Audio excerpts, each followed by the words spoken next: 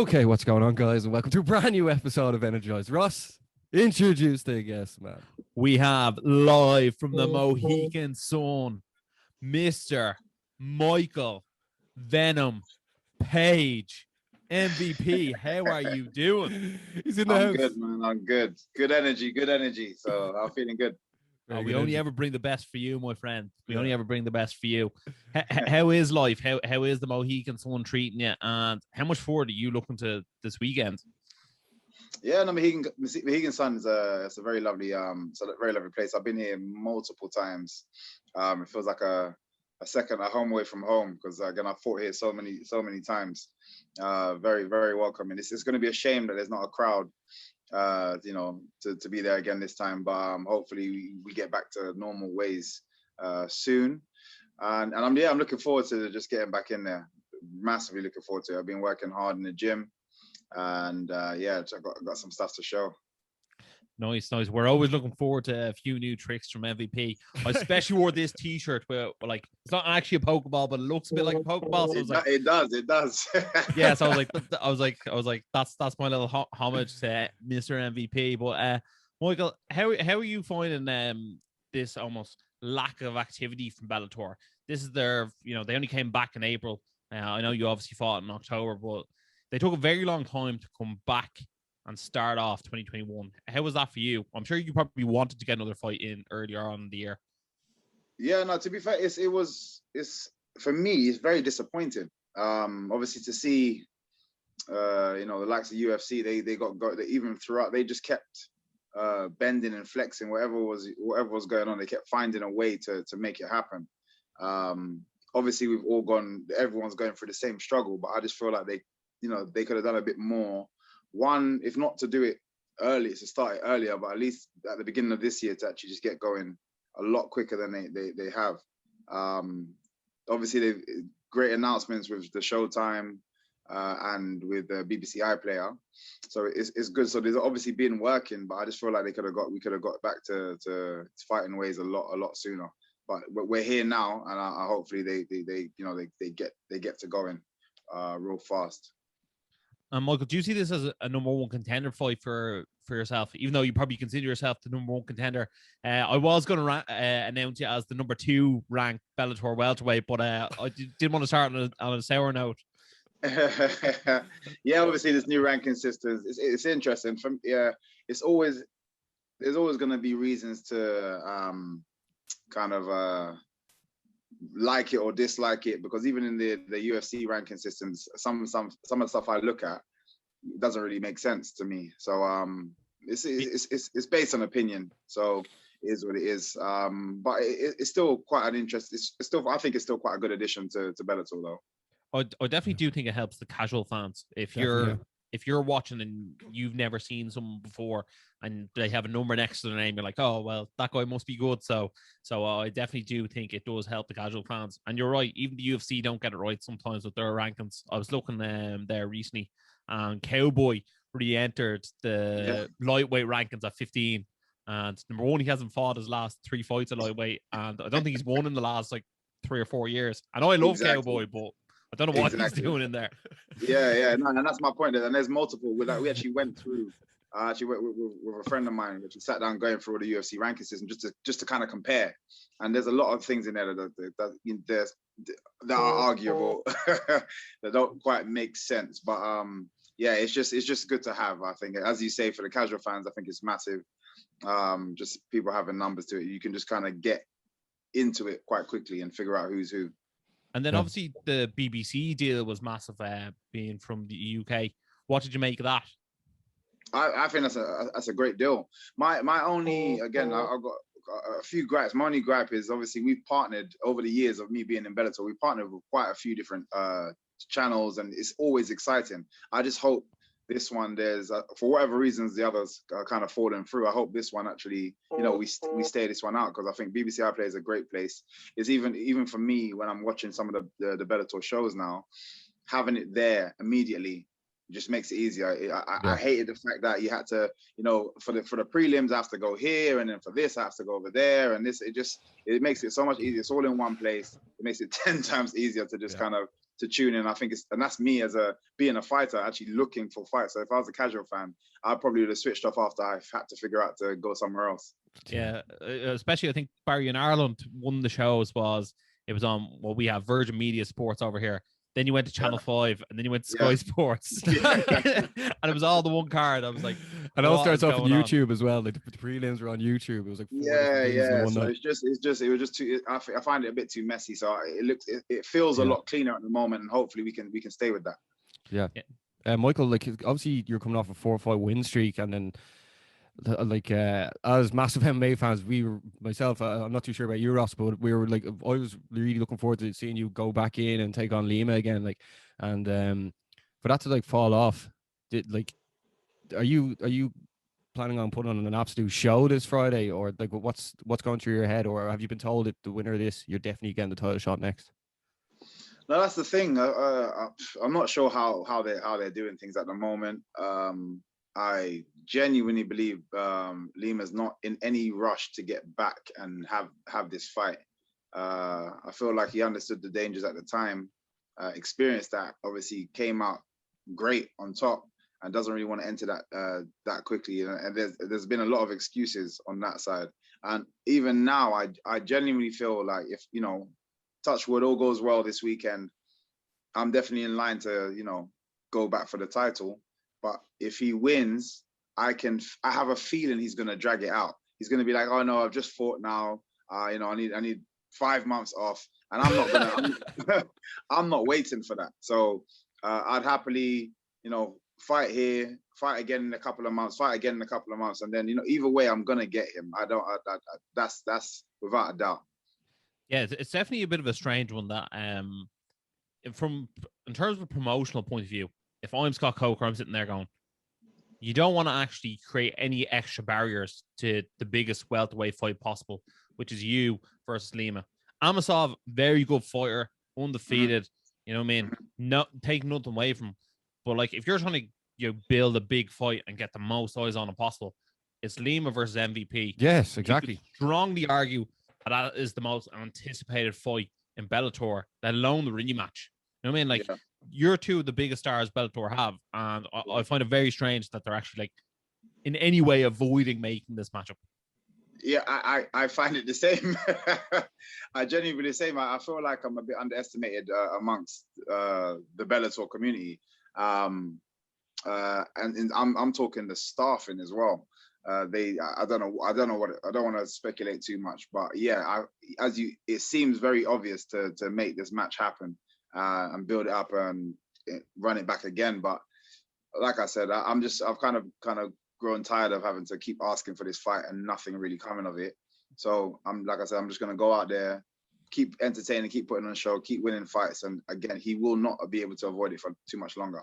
Yeah, you're one of the most entertaining people in there. Like, there's always some sort of gimmick at the end, whether it be the Pokeball or whether it be like, I remember they tore his arm.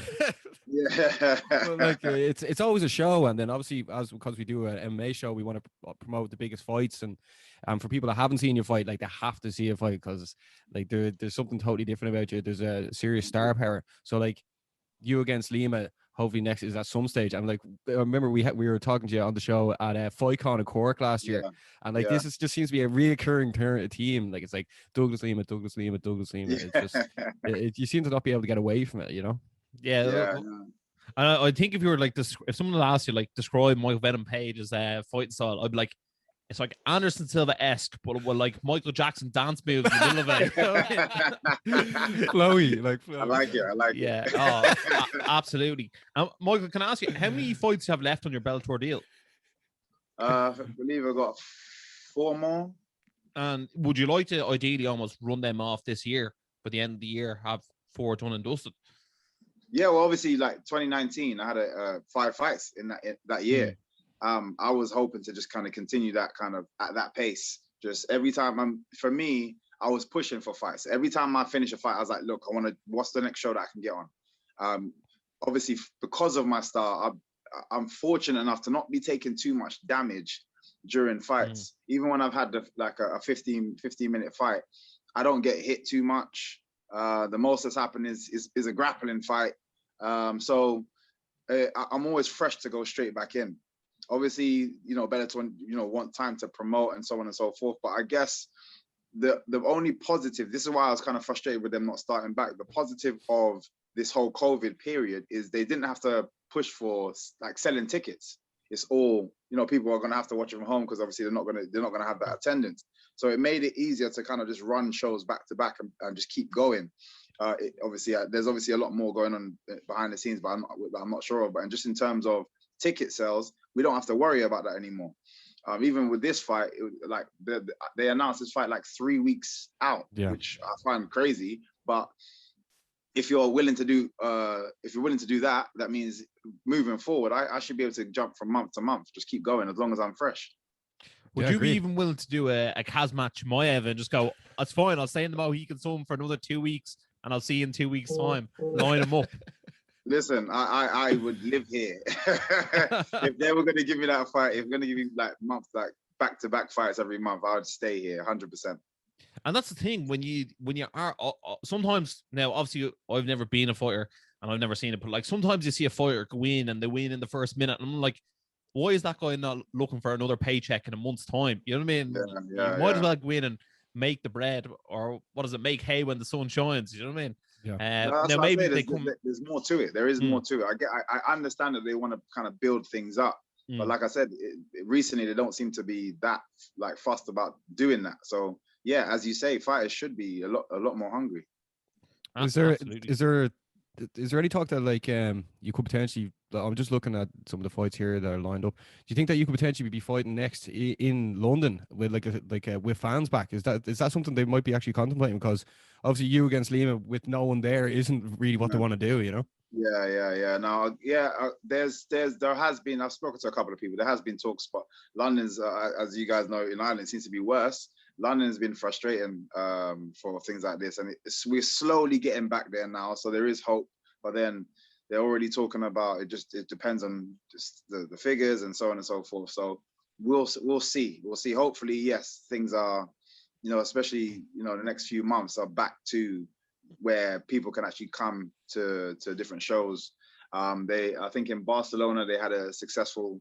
I think it was a concert or something where there was no trace of it. The COVID found afterwards, and there's been quite a few other places that in other countries that are starting to open up and having success rates with mass crowds. So yeah, I'm hopeful.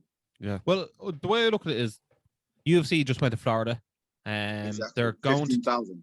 Yeah, they're going to Texas, and they're going to sell out in Texas.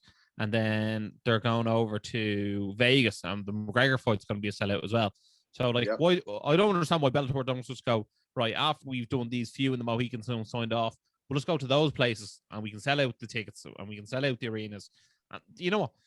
I wouldn't be against them going to the exact same arena. The layout plans there, ready to rock, and put the shows on. The only thing I do know is a lot of the UFC always like a non-compete. Sorry, I just had a call come in. Sorry, right, the UFC does a non-compete clause for a lot of their stuff. So if because I remember that happening in the O2 at one point, and Bellator wasn't even allowed to announce that they're going to be there. I think like 90 days after UFC had been there, which is a long time if you're trying to promote a show. So yeah, I understand. This is why I think they try to steer away from arenas that UFC has already been in, but I still believe there are loads more places that they can go to where they can actually draw a crowd.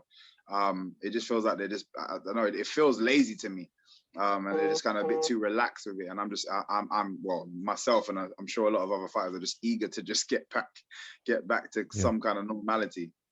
Yeah, and I suppose you being the type of fighter you are, you're also like a showman. So like you probably buzz off that arena feel. You know what I mean? Like we were at Bellator 200, and that's when David Rickles quit. He basically, did he actually tap the canvas, or did he just tell the ref enough was enough? He just told the ref he's out.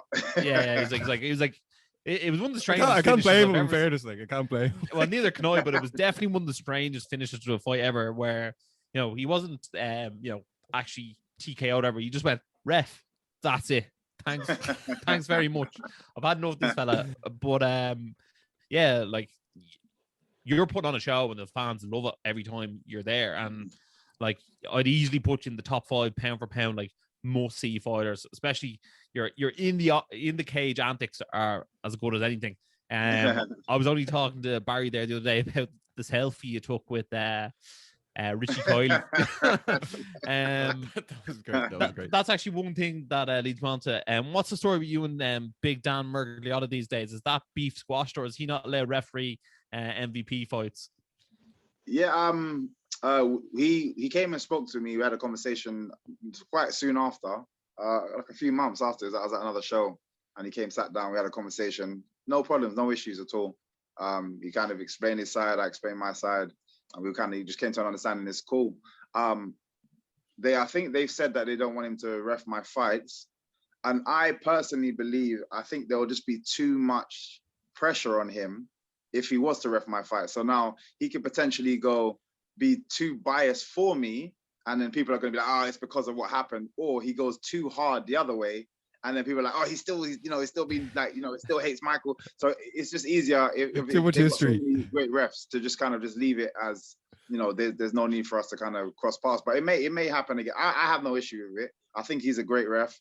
I just think sometimes, and it's been shown in the past that he can let his personal opinions kind of get involved in his refereeing, but I think in general he's an amazing ref. Yeah, Michael, in your mixed martial arts career, where's been the favorite place you've fought? Like obviously you've been to, like, Paris and Japan and Mumbai and obviously Dublin and London. But where was the best place you've actually fought? It's all the places that I've kind of said that I wanted to go to. So Dublin for me were just outrageous because it sounds like there's 500,000 people there. Yeah. Yeah. Is the kind of, and as we just spoke about, that kind of live off those kind of energies. And Japan, it was weird in the opposite way. There's more people there. It's pin drop. You can hear a pin drop in there. It's silent, but there was just a weird aura and energy in that. Just even when I walked in earlier, when there was nobody there, the energy in that place. It seriously just, I don't know what it. I can't even explain what it was. Wasn't Fedor on that card as well? So yeah. That seems like something out of a movie. Just thinking about all the people that I fought over there and stuff, it was just there was just like a fighting energy just in that whole place, which was quite lifting. Like it was great, and the crowd there and the fans there are also amazing. I think it's always nice to fight at home, but I've for years been saying I feel like the English struggle to support their own in the same way. Like this is why I love going to Ireland, even when I'm watching them support somebody else. It's just I just love to see that really they are true fans of the sport. They really loved it. But over in England, it's like there's too much politics going on as well as so. Definitely. It's always great to fight at home because of family and friends. Yeah. But Ireland and Japan right now are the top two for me. But you know what they say, Michael? When one of us goes to war, we all go to war. And I see it. I definitely see that, man. And that's what I'm saying. I really wish my home fans had that same kind of like attitude and just really I think it will help with their own athletes. Well, I'll tell you what, Michael, next time you're coming and fighting in Dublin, give it the heads up and we'll pick out a brilliant Irish walkout song for you and the crowd will go nuts for you. Michael O'Page. Man. You'll have that moment. I'm up for it. Well, lads, just looking at the card this Friday as well, like there is some pretty good fights in it as well. Juan Archuleta's taking on Sergio Pettis. That's for the bantamweight title. Unfortunately, Anthony Johnson was meant to fight Yoel Romero, but that fight's been cancelled, and Jose Augusto's after stepping in. And then Patricky Pitbull is fighting Peter Queedy as well. And then obviously Michael, you're fighting Derek Anderson on the main card. If we just look at the main event for the bantamweight title, Michael, who do you fancy for this one to walk out as the champ? I don't know. It's a tough one, you know. I think they're both complete fighters. I just think it's actually a good matchup. That one there for me is a tricky one. It's quite obvious to kind of go. Yeah, no, it's a tricky one. It's a tricky one. I think I was talking to Norbert Neveni. Shout out Norbert as well. He's probably watching this. Yeah, he's over here. He's over here with me as well. Oh, good man. But yeah, we're talking to him about it, and it's a difficult one. It's a difficult one.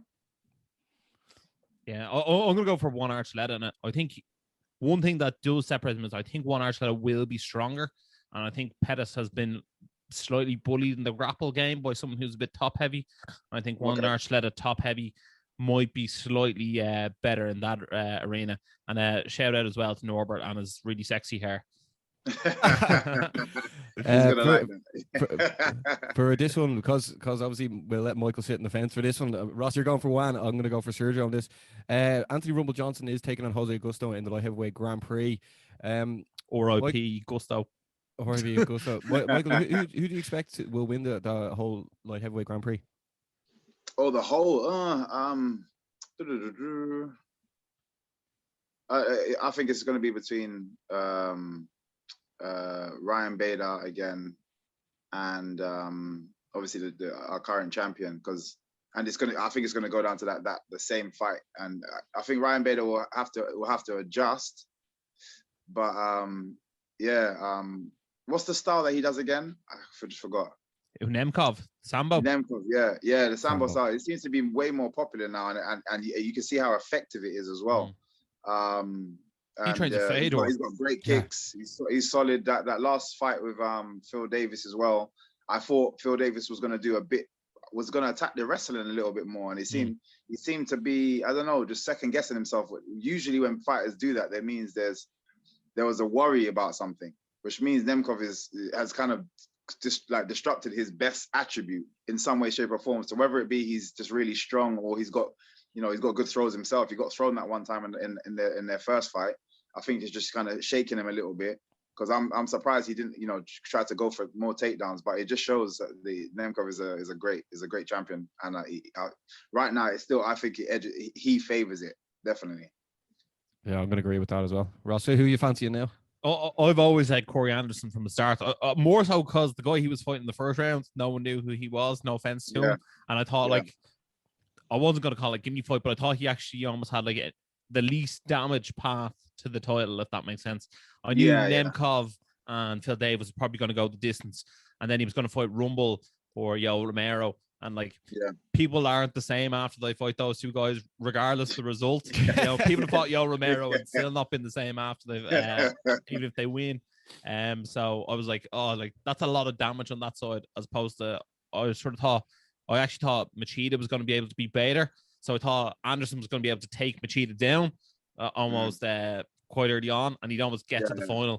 Do you remember Roy Nelson in The Ultimate Fighter, the heavyweights? And he just put everyone in the crucifix position and then just lay on them until he got to the final. I was a bit like he might get the final with the least amount of damage. Therefore, Corey Anderson. But I do think he's criminally underrated still as a light heavyweight.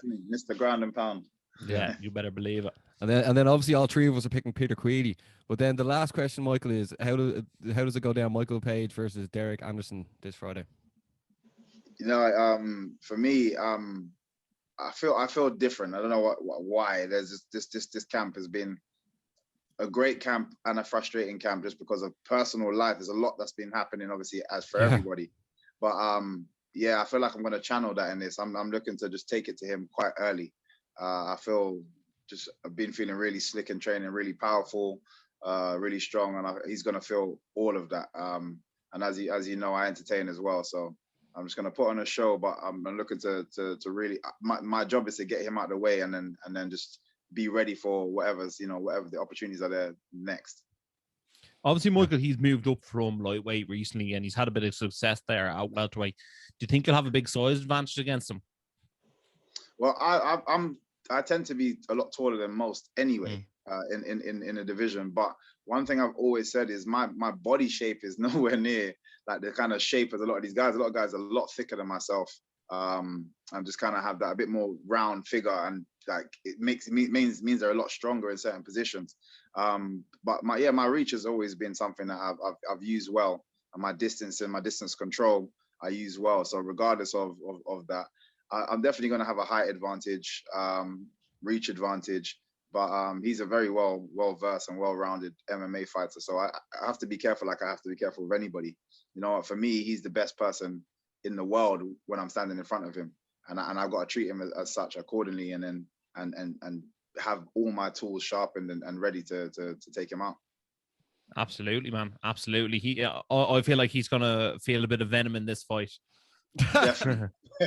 Yeah. Well, my pick is MVP by KO every time he fights. That's nearly always my pick. So that's where I'm going. What about you, Basmo? Michael, like, you know, we're team page when it comes to you fighting, man. But Michael, that obviously like wraps up everything, and we do thank you very much for coming on. Obviously, we've had you on a few times, and shout out to Luke as well and Norbert. But is there anything else you want to say before we wrap things up, Michael? You know what? There's only one thing is that just for me mentally, in terms of what I've gone through for the last couple of years, I've realized how, because I usually try to stay away from politics and stuff completely, but I've kind of just realized how important being involved in some way, shape, or form, or actually stating your opinion in politics is. So I've actually gotten involved with a political party called Taking the Initiative, and I'm just trying to work on the background. We're doing loads of different projects. So I just want to give them a shout out to Taking the Initiative. And just to everybody, that if they had the kind of similar mindset as myself, in terms of, as we've just been kind of complaining about in terms of our government and what they do and how slow they are, we can have a lot more involvement instead of just kind of complaining about the decisions these guys make. We kind of let them get away with way too much, in my opinion.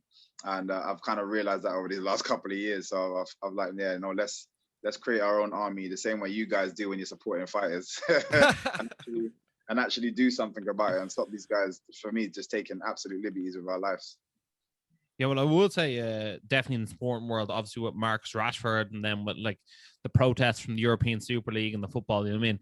Exactly. People power has definitely been shown to be a lot more effective these days. So look, I think that's absolutely brilliant that you're using your status and your name recognition to, you know, instill your beliefs out there, and then also to try and do right by your people. You know what I mean? And I think that's very, very important. Paddy Houlihan over here is a big political figure now over here, and he's doing something similar, and he's doing great things. He's actually a local councillor, so he was actually elected over in Tala, in his hometown. So amazing. I love to see that. I think it's absolutely great, and it's a bit of a funny one, I always think, with sports stars, because, you know what I mean, some people just want to be the sports star and they don't want to get involved in politics, and that's completely fine as well. You don't have to. But if you do have your views and you do feel like you can use your platform to voice them and you can help people, all the more power to you. Definitely. Thank you, man. Exactly.